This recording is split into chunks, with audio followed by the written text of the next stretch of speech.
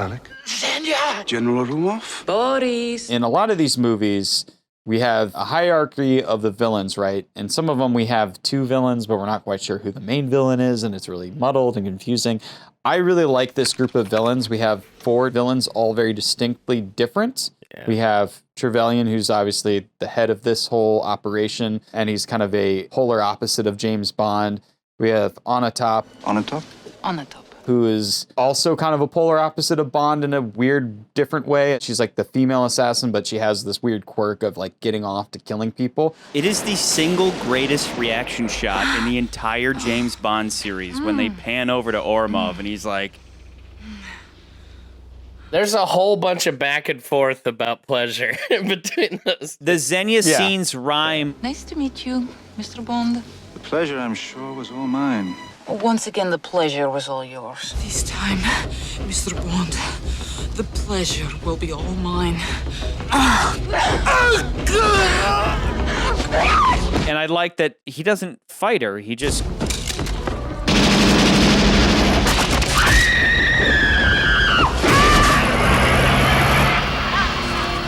And then that's our one Bond joke of the whole movie, which is... She always did enjoy a good squeeze. Which is hilarious and awesome.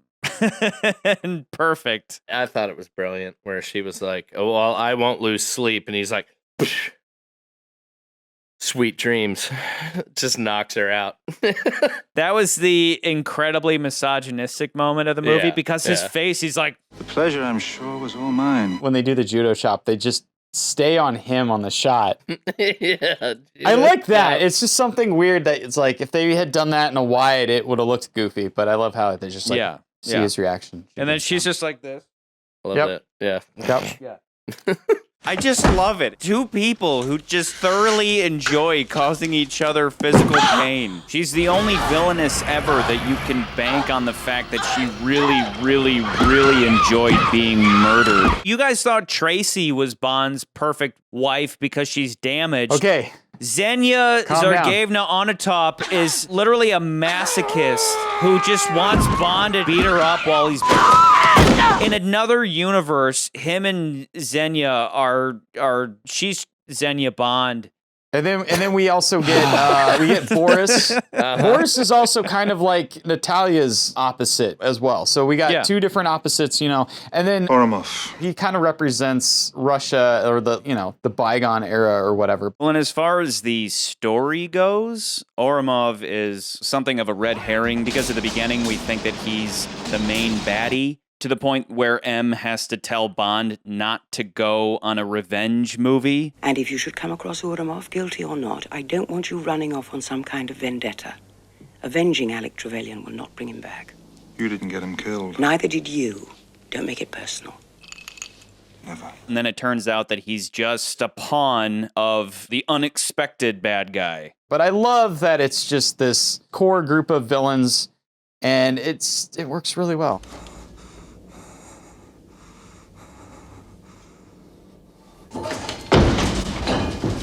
I said in the last episode, and this is just my general belief when it comes to showdowns with bad guys, I don't like punch for punches because they are predictable. You just always know the good guy's going to win. So punch for punches are just kind of lame.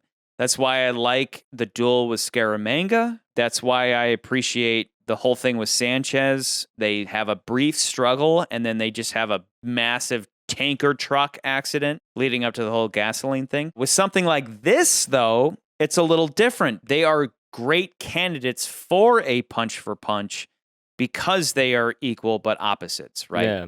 Not in the same way that him and Scaramanga are equal but opposites, or him and Sanchez are equal but opposites, or whatever, but that they are quite literally equals because they're both double O's. So to have them have a physical punch for punch actually works really well, but it's not like it comes down to that like it does in From Russia with Love, right? Where it's a punch for punch leading to just, hey, let me strangle you with your own watch thing.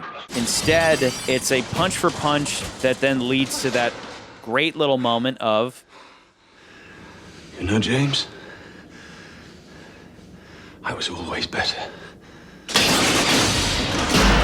So that's why that works. Again, to add to my list of, this movie having everything, you have a punch for punch, but it has meaning beyond just, I'm going to beat you up.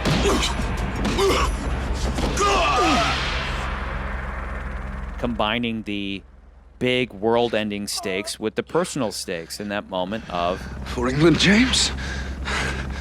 No. For me. It's just so fucking brutal. I love it. When the antenna collapses, you literally have Alex's entire plan falling on top of him. So you got a nice little, visual metaphor there.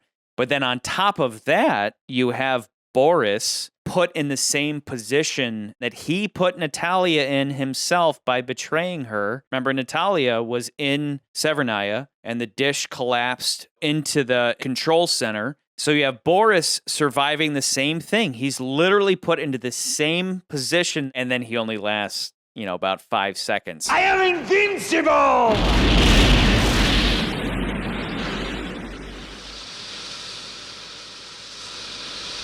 I like there's a little bit of a fire and ice thing going on there because you have, obviously the fire from the satellite coming down on him. And then, he survives that, but then he's like frozen.